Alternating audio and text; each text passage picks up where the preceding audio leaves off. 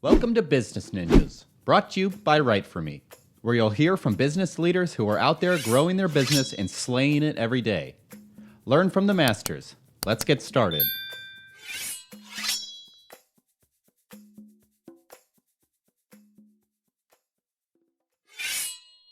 Brian, thanks for joining us today on the Business Ninjas podcast. We're excited to learn a lot about the company and the arc that you're currently on, and thank you for coming on the podcast. Appreciate it.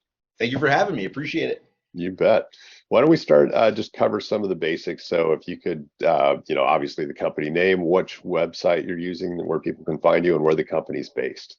Sure, absolutely. We're located in beautiful Boca Raton, Florida, which is by Fort Lauderdale, for those who don't know the area. Our company is Vocodia, and our website's vocodia.com. That's V as in Victor, O, C as in Charlie, O, DIA.com. Great. All right. And maybe you can give us a little bit of background on kind of what your career arc has been and how you came to start this company. Sure. My actual degree is in electronic engineering, but the last 20 years or so, I was in Costa Rica, beautiful country, and had a call center there. At our peak, we had about 600 agents, and we also had offices in Panama, the Dominican, a couple other spots. And that call center experience we had, from enterprise clients to the unfortunate 10,000, as I like to say, was a great experience. Loved it, but it's a younger person's game. And as I got older, it's a lot of work dealing with that many agents on the phone. And so I always used to joke around, we need to replace everybody with robots. And that's the path that we're on today. We took all that call center experience and knowledge of being in the industry and then went to the technology to see how we can make it adapt. And that's what we've done today, is we actually have a humanized conversational AI that over the phone you would have a hard time telling that it's an AI. Wow. Okay. And that probably brings us into the elevator pitch. Like, how would you describe it to folks other than, what you just said inside of that world? You've got such background to bring you to this. So if somebody is just hearing about you for the first time, how would you kind of explain your positioning in that niche? Sure. So anybody who has ever had 25 people on the phone or a couple hundred on the phone, there's a couple of challenges. A, how do you scale? And how do you make sure if you need 100 people on the phone, you have 100 people every day? And how do you handle those peak times of business? Like if you were having an answering service for, let's say, telephone commercials, or I'm sorry, for commercials. Yep. You run a commercial, 500 calls come in and then nothing, right? Yeah. So it's very hard to scale and staff accordingly. So the AI is very unique. It sounds and acts like a human. And what it does is it replaces a human agent with an artificial intelligence agent, or what we call a DISA, which is a digital intelligence sales agent. So you can now have your 25 people on your phone that are probably doing prospecting and trying to get somebody on the phone. We use the DISA to do all that prospecting or fronting, verify, hey, Bob, are you still interested in our health insurance? What are those 3 or 4 qualifying questions? And then transfer it to your closer or maybe a licensed health insurance agent to take it from there. Wow. So now all your salespeople are actually selling and pitching the entire time and not prospecting, which makes them much more efficient. And you now have 25 desks in your office generating income and probably doubling or even tripling what they were doing before, and having our DISA handle that other work, which most people in a call center just don't want to do over time. Right. Interesting. Wow. And so how much development did you have to do coming from the industry, having this idea, and then getting to launch? What was that sort of origin story like, and how's the journey been? Yeah. Well, like everybody, you're making a business in Excel and Word and it looks great, and then the real world happens, right? Yeah.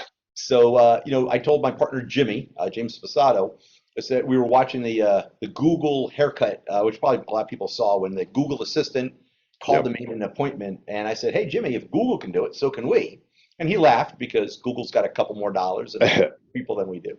And I said, Jimmy, no problem. Listen, there's all these off-the-shelf developer options. We'll just grab this product, glue them together, and boom, I'll go get some campaigns and we'll start. We'll have a AI call center. Yeah. And after about a year of trying to make that work, we just couldn't. A lot of the AI technologies are great for inbound customer service because latency or delays are okay. You're used to, if you call somebody and say, what's my account balance, as an example, there's going to be some typing on the keyboard. They have to look it up. So if there's a 3-second delay, you're not going to notice it. But if I'm calling you and you answer the phone and say hello, and somebody doesn't answer in 2 seconds, you're going to hang up, right? You probably get those calls today. So we knew when we called those leads, and we had to be fast. We had to have that latency down to milliseconds. And so we had a breakthrough over a couple of margaritas, Jimmy, it was all Jimmy, and we came up with this breakthrough where our technology, our average response time is literally under 10 milliseconds. Wow. That's the tenth of a blink of an eye. Wow. And now that we had that, we actually had to add a little more latency because it was answering too fast to be more conversational. So our speed is a kind of our claim to fame. And what really makes us unique is this. Not only do we handle the AI development, so you need no engineers, we also handle the telephony side. So you don't have to worry about your VoIP provider, DIDs. You've probably gotten those calls that say scam likely. We handle all of it. So we are that neck to grab. And it's as simple to get up as give me your scripts, rebuttals, 400, 500, 600 recordings of your agents on the phone. 30 days later, we're testing an AI with you. Holy cow. That's a tremendously quick launch phase, right? Like all of, 100%. yeah, wow. And only 3.5 years and a few $100,000 over budget, but here we are. Yeah, wow. And then it sounds like the adoption rate for the customers too is going to be so short because you're handling so much of the heavy lifting on the front end of the engagement for them that comparatively speaking, I'm sure it would be, I don't know, a quarter for them to be able to try and launch with another provider, whereas you guys are knocking it out in 30 days. That's wild. Well, and without saying, hey, here's a framework, now go hire 4 or 5 developers, wait a year till you actually can test something. We have an immediate test. And we actually have right now, as we're going out there and getting our foot in the door, we have it financially risk-free for our clients. If after we set it up and that first 1,000 calls, they hate it for any reason at all, tear up the contract, shake my hand, walk away, you've not lost one penny at all. So it's financially risk-free to get involved. And how often do you get the chance to test new technology basically risk-free like that? So you know it's either going to work or it's not. It's the biggest challenge we have is a lot of people think of AI as those flying unicorns. So we have to set realistic expectations of where the technology is today. Right. And not to jump ahead, but our biggest difference the last 4 months with clients is we've been doing a lot of hybrid implementations. So hey, we'll have the AI do the fronting, have your humans take over. We still increase productivity huge. Customer has a better experience, and now your salespeople or even your customer service agents, they're actually speaking to people who want to be spoken to, and mentally they're doing better, and you're getting more production out of them. And a lot of them are making more commissions. So it's one of those win-win-win things, which I hate that terminology, but it really is. Wow, that's fantastic. And are there certain industries where you have like short-term wins that you think you're going to be able to scale? So maybe there's a couple of ideal customer personas that you've identified that you're starting to work with, and what do those look like? So we've been very blessed to be able to do a real estate pilot for a large company, one of the largest real estate agencies in the world right now. Wow. And what we're able to do is find their real estate agents, people who are interested in listing their house with an agent. So picture how great that is for a real estate agent who traditionally makes 100, 200 calls a day, try to get maybe 2 appointments to get a listing, where we're now doing those 200 calls or 100 calls, whatever it is, find that interested person, transfer it to the licensed agent. Now the agent just has to make an appointment and go. And over the first quarter of next year, we're actually training the AI to actually do the entire appointment setting process. Which is a giant pain point, right? Huge. Wow, if you can solve that problem, then holy cow. Imagine you just wake up, you look at your calendar, and you're like, oh, I got 2 appointments. Yeah.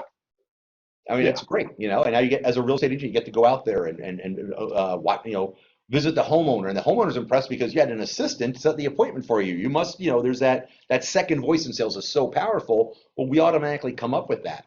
Our biggest challenge with the client that we started with, and again, it was a beta test, is we just flooded them with too many calls. So we've had to slow it down. It's been our most common theme with clients is slow it down. This is too much. We can't handle it. And so now we're about to go nationwide. This pilot was so successful, and be able to get appointments anywhere in the United States over the next, say, 30 to 90 days. Holy cow. Yeah. Wow. So it sounds like you're not only making, in this case, the sales force much more productive, but like the quality of their day, it sounds like is going to just increase. Like their job satisfaction is going to go up, not only because they're closing more deals, but they're having to do less of the stuff they hate. Right. So 100%. And the biggest change for us, and when we started this journey, it was the pre-COVID days, as I like to say, BC, before COVID. And our biggest pushback was, well, you're going to take jobs. You might cost people jobs. And I explained at the time, listen, we're going to not really take jobs. We're taking the jobs that people are there 3 months to 6 months. How many people have you met in a call center and they said, oh, yeah, I was at a call center while I was in college? I was Right. at a call center while this was happening. There's very few people that make that their career, but Yep. salespeople, there's a lot. But that Yeah. fronter situation or that trainee situation, the turnover rate's high. And post-COVID, nobody wants to work. So we actually have a hospital group as an example. They have 80 seats. They only have 65 filled. And when you speak to the manager, she says, of those 65, I get rid of 20 of them right now, but I know I can't replace them. Oh, So geez. a lot of companies are settling for mediocrity, which gives their customer experience the worst experience. Yeah. So our company, Vocodia, what we concentrate on is making our customer experience better. Fantastic. Wow. I mean, you're just solving so many problems for your customers. This is great. Yeah. And And by the what's way, the end user prefers it too. Have you ever had that person call you and you say, where are you from? And you say, oh, I'm from Jackson, Wyoming. And they're like, oh, Jackson, Wyoming, I was there. Do you know this ice? And they start talking about everything. And some of these people on the phone, they're thinking they're establishing rapport. And you're just like, listen, man, I just need a quote on my health insurance. right? And Yeah. you're trying to be polite. So we're Yeah. getting to the point, we're being polite, but we're getting through it in a much more efficient way, which makes, again, end users now, they don't have patience. They don't want to talk for half an hour. They want to get on and get off. We're able to do that streamlined in a polite, concise way. Wow. That's fantastic. And how are you reaching out to folks? How are you letting the world know that you exist? What are the ways that you're kind of getting traction with people? Yeah, we've gone to a couple of conferences, but right now it's been almost all word of mouth. We haven't spent really anything. Like even if you look at our website, I get hit up from SEO people all the time. It's not SEO friendly. I'm like, I don't have time for that. We have so many leads coming in. We actually are just so booked. We can't even take any more customers on until January. Wow. And we're trying to staff up as quickly as possible to handle the business. I'm sure eventually we'll have to, stand out there. Our biggest challenge as a company on the marketing front is this. A lot of people don't know our technology exists. Yeah. And so not a lot of people are searching, right? So a lot of times you get involved with a business, you find your Google keywords and you go crazy. We're not having that much luck. There's not that much volume. So my crystal ball tells me probably programmatic will be our way to go. And I've had Okay. a lot of experience with that. So not to jump ahead, but I think that's where we're probably beginning at. And of course, LinkedIn's been a very powerful tool. We are getting a lot of discoveries there. And, just going to the industry conferences has been very, very good. We're talking to some Fortune 500 companies right now. Those things take time and et cetera. Yep. But the compliance piece of our business is what's getting the most interest, though.